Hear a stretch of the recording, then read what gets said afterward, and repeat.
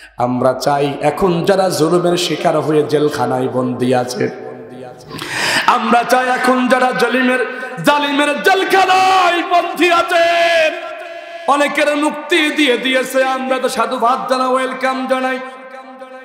দেশ স্বাধীন হওয়ার পরে এদেশের আপসহীন নেত্রী যাকে বলা হয় বেগম খালেদা জিয়ার মুক্তি দিয়ে দেওয়া হলো। দেশ স্বাধীন হওয়ার পরে আর মিথ্যা মামলাতে যাকে জেলখানায় ঢুকানো হয়েছে বাবরকে বের করে দেওয়া হলো। দেশ স্বাধীন হওয়ার পরে অনেক উলামায়ে কেরামকে বের করে দেওয়া হলো, আয়না ঘর থেকে বের করে নিয়ে আসা হলো। এদেশের তৌহিদ জনতার একটা দাবি ছিল, জালিমের সবচেয়ে যিনি বেশি জুলুমের শিকার হয়েছে আমাদের প্রিয় রাহাবার, প্রিয় কলিজার মানুষ এটিএম আজহারুল ইসলামকে এখনো কেন মুক্তি দেওয়া হচ্ছে না? কথা কোন ঠিক কিনা? আর যারা বলেন ঠিক কিনা?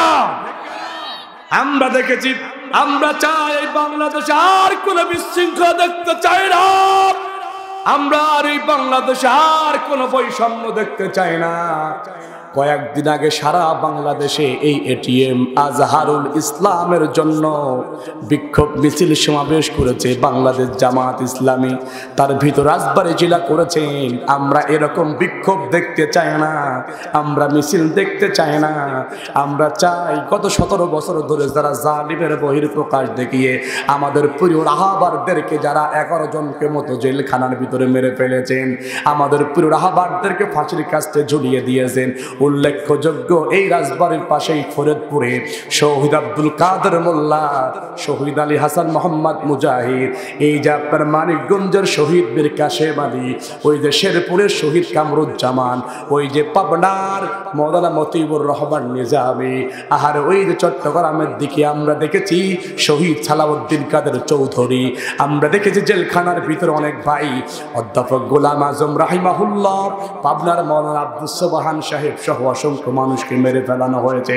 সর্বশেষ আমরা যেটা দেখতে পেলাম, আমাদের কোয়ানের পাখি, আমাদের হৃদয় স্পন্দন, দল মত নির্বিশেষে মানুষ যাকে হৃদয় দিয়ে ভালোবাসে, মহব্বত করে, কলিজা দিয়ে ভালোবাসে, আমাদের সেই প্রিয় রাহাবার কোয়ানের পাখি খ্যাত শহীদ আল্লামা দেলোয়ার হোসাইন সাইদি রাহমাতুল্লাহি আলাইহি এই কোরআনের ময়দান থেকে ধরে নিয়ে 13 বছর জেলখানায় রাখলো।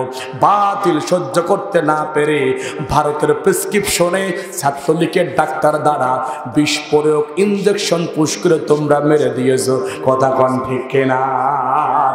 এই জেলখানার ভিতরে আমাদের প্রিয় রাহাবার জামাতের সহকারী সেক্রেটারি জেনারেল আজহারুল ইসলাম কে কোন দল করেন সেটা আমাদের দেখার বিষয় নয়, কিন্তু তার উপরে জুলুম হয়েছে, অত্যাচার হয়েছে, এতে কোনো সন্দেহ নাই।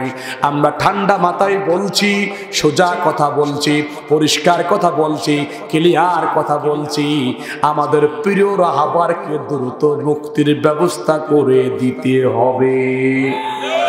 আর যদি না দেন, জামাতের আমির জামাত ডাক্তার শফিকুর রহমান ঘোষণা দিয়েছেন আগামী 25 তারিখে যমুনায় প্রধান উপদেষ্টা ডক্টর ইউনূসের কার্যালয় ঘেরাও করবে। স্বেচ্ছায় সে জেলখানায় যাওয়ার জন্য স্ট্যাটাস দিয়েছে। আমরা ডাক্তার শফিকুর রহমানের প্রেমিকগুলা বলছি, আমাদের প্রিয় রাহাবার স্বেচ্ছায় জেলখানায় যাওয়ার আগে কোটি কোটি মানুষ আমরা আগে স্বেচ্ছায় জেলখানায় যাওয়ার প্রস্তুত। কথা কোন ঠিক কিনা?